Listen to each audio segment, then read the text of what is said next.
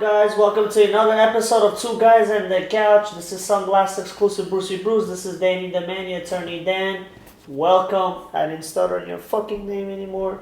You're welcome. I'm very impressed. It must be because of all the interviews you were doing last night. Speaking of that, that is a very interesting experience. It's a way to connect and be social and meet people. And you know what I realized?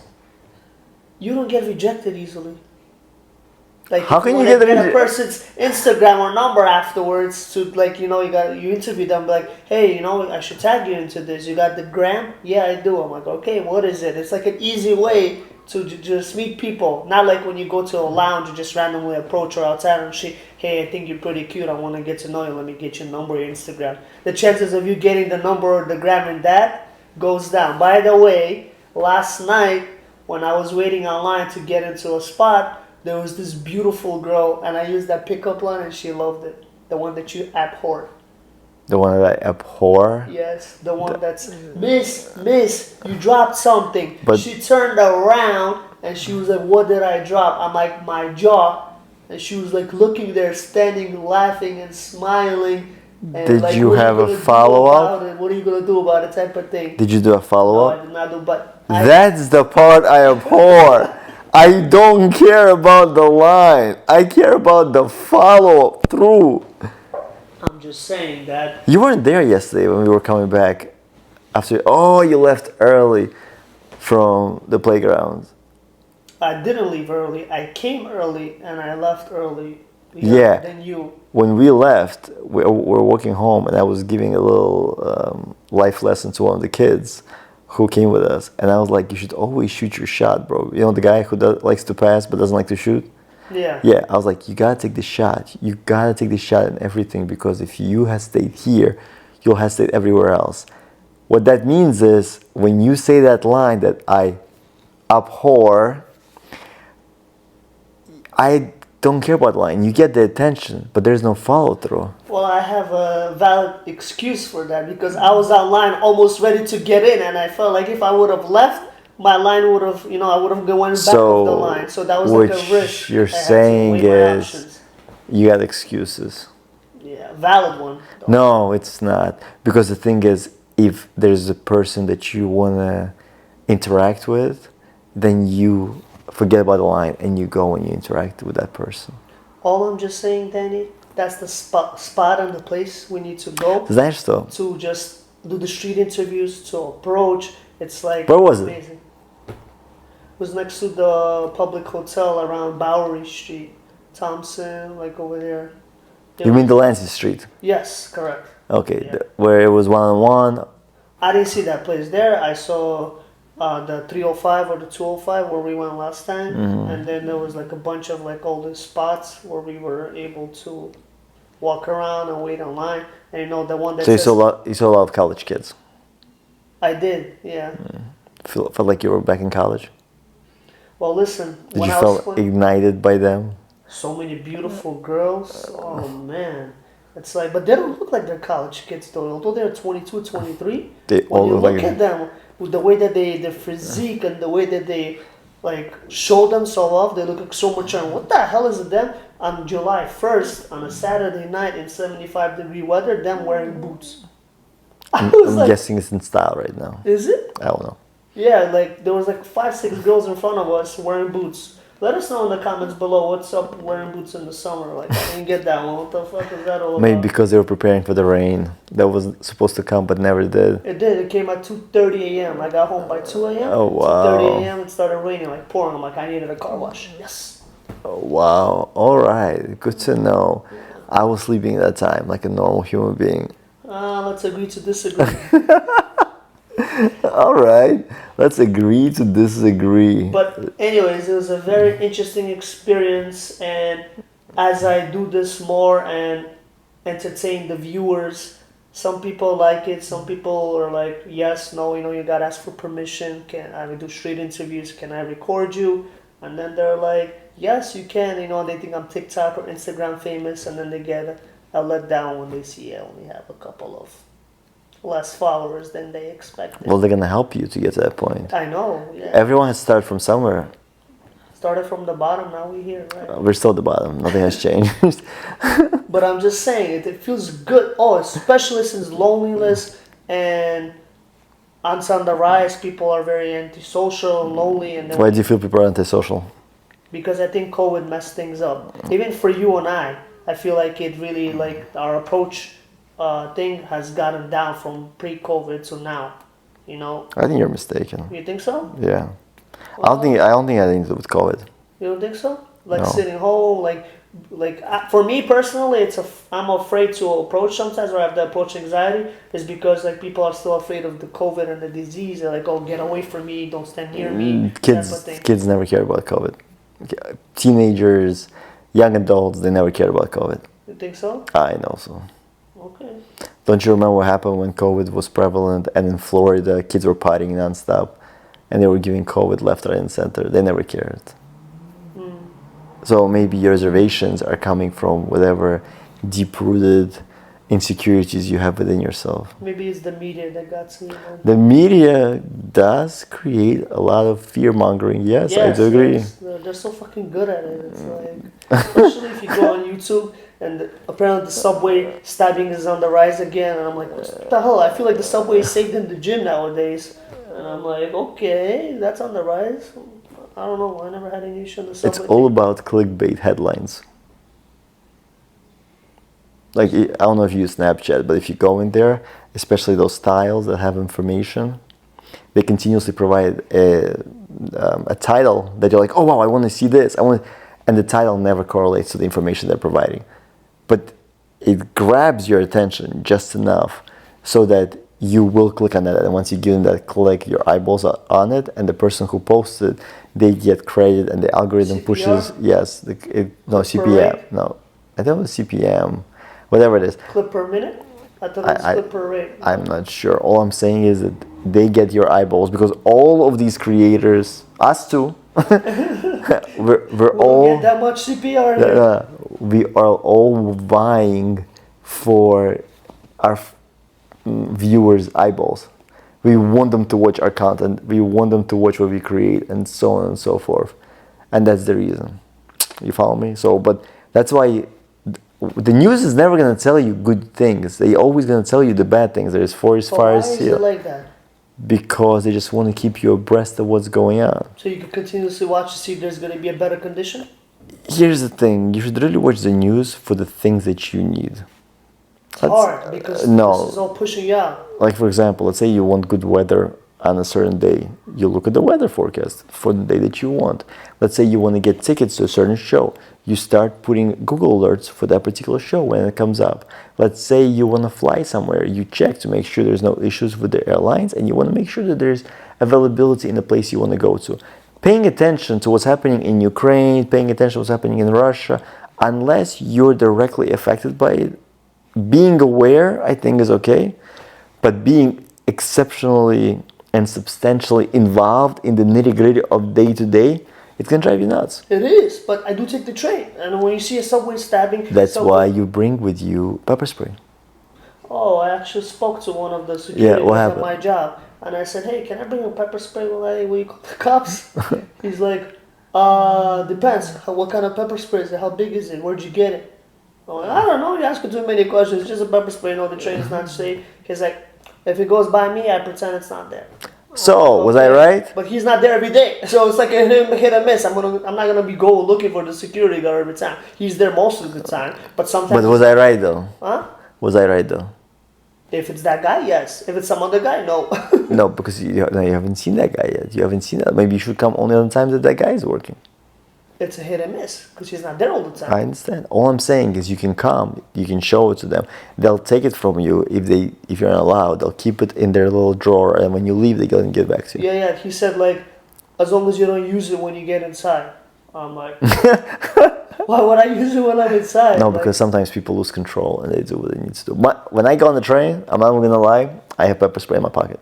yeah, because- do you know how to use it? I don't know how the fuck to use it. Yeah, you swivel it and you press and you point at the person. Sorry, swivel, point, and then press, and then a stream of pepper shoots into the person's eyes So or how wherever. How do you make sure that you're shooting into their eye, not your own eye? Is there like It's very simple. It's the same thing as a deodorant. There's a little thing that you press on top. yeah? Yeah. And there's only one hole, one Yes. way? Yeah, and that's Yeah. the hole you point Yeah. at the other person, right? Remember, the pepper spray is not going to kill them. It's going to just prevent them from hitting you for a few seconds as you run away. That's For a it. few seconds? For a few seconds. That's all. But the goal is for you to just having that particular thing in your pocket, that little vial, it gives you a certain level of confidence. Well, that's why I have this ring. It gives me confidence too, because it's a painful one. Like when I do a pound, it hurts. So I'm like, this is like a brass knuckle type of thing, I think. It's like protective. Nonetheless, I think we steered away from the main conversation. So how did it feel with you approaching people? Did you come out of your shell? In the beginning, it was nervousness, you know.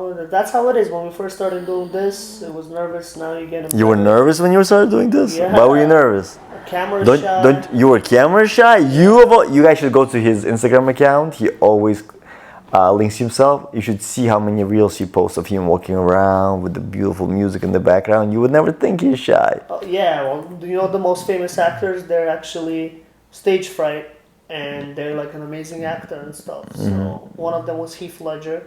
He had like And significant. he committed suicide. Well, that was because of the Joker and the lack of sleep. No, it was because he was using drugs to fight against whatever feelings he was having instead of going through the doctors to help him cure the bedlam within his mind. Yeah. So nonetheless, so you did the first one, you did the second one, the third one. What'd you learn? What'd you learn about all these I people? learned that the most, you do these street interviews one by one, like the last one I did was the best one. Why is that? The audio came out better, the comfort, the shyness, the nervousness came down. Because once you start doing it, it builds up and builds up. Even if you're doing it to a friend or an acquaintance, it was still a little bit weird. I'll be honest, one of the people I did like the first or second interview, I kind of knew that person because they were like a waiter or a waitress or whatever. And it was still a nervousness because you just want to provide good content and you want to ask the right question. And Why not change it up? Why not make it about providing good content, but make it about just having a good time and getting to know the person genuinely? Well, that's what one of our mutual cousins told me when he watched it this morning.